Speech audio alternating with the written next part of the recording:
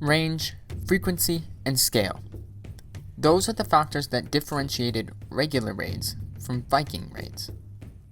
Several developments in the north enabled them to expand those factors and take their raids to a new level.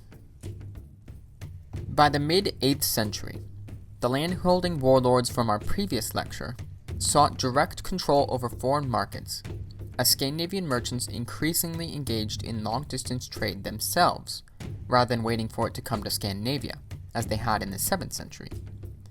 This move began in the Baltic and moved eastward, exemplified by the Norse occupation of eastern markets like Ladoga in 753, which was a multi-ethnic melting pot, and by the Salme ship burial, which was from around 750. In Norway, however, there was a slightly different development that led to the evolution of regular raiding to Viking raiding.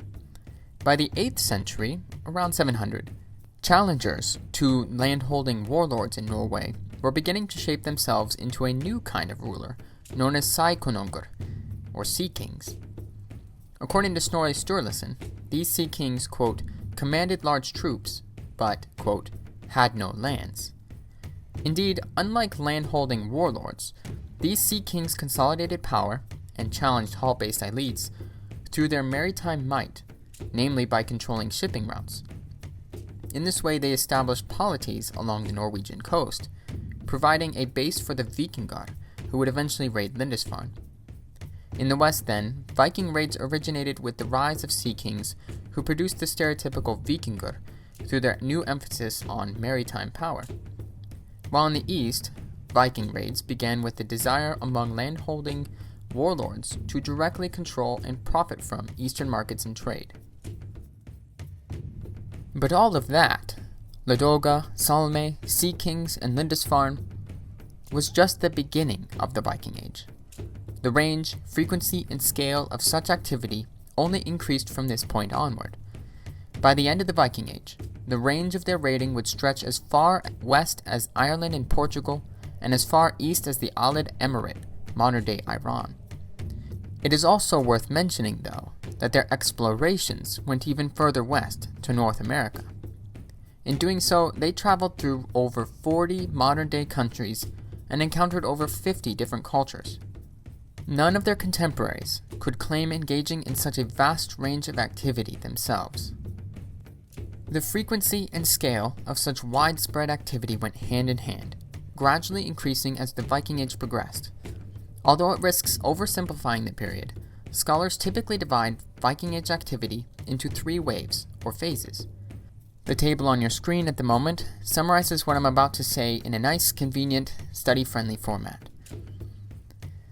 So the raids of the Viking Age began with small fleets of no more than 12 ships engaging in sporadic, uncoordinated summer raids. These Vikingar stuck to coastal targets, often coming and going before any local authorities had time to muster a force against them, quite literally a hit and run. By 830, however, civil war tossed the Frankish Empire into a state of internal turmoil that the Vikingar simply couldn't ignore. Taking advantage of this situation, the raids of the second wave were more serious, bold, and coordinated. Their raiding parties grew to include between 30 and 35 ships at a time, and they began attacking locations further inland by navigating rivers that were often considered inaccessible to seaborne ships by the locals. These Vikingar also started wintering abroad in temporary camps, rather than returning home when summer had ended. This allowed them to resume raiding as soon as spring began. By 865, a large army of Vikingar conquered parts of England, East Anglia, Northumbria, and Mercia, marking the third wave of their activity. This wave saw raiding parties increase to over 100 ships as they evolved into full-blown military campaigns bent on conquest and carving out new settlements for themselves. It must be said, though, that most of these settlements resulted in the assimilation of Scandinavians into the native culture and society. Nevertheless, there were indeed times when Scandinavians ruled over foreign countries, such as Knutur, also known as Knut or Canute, who ruled over England from 1016 to 1035.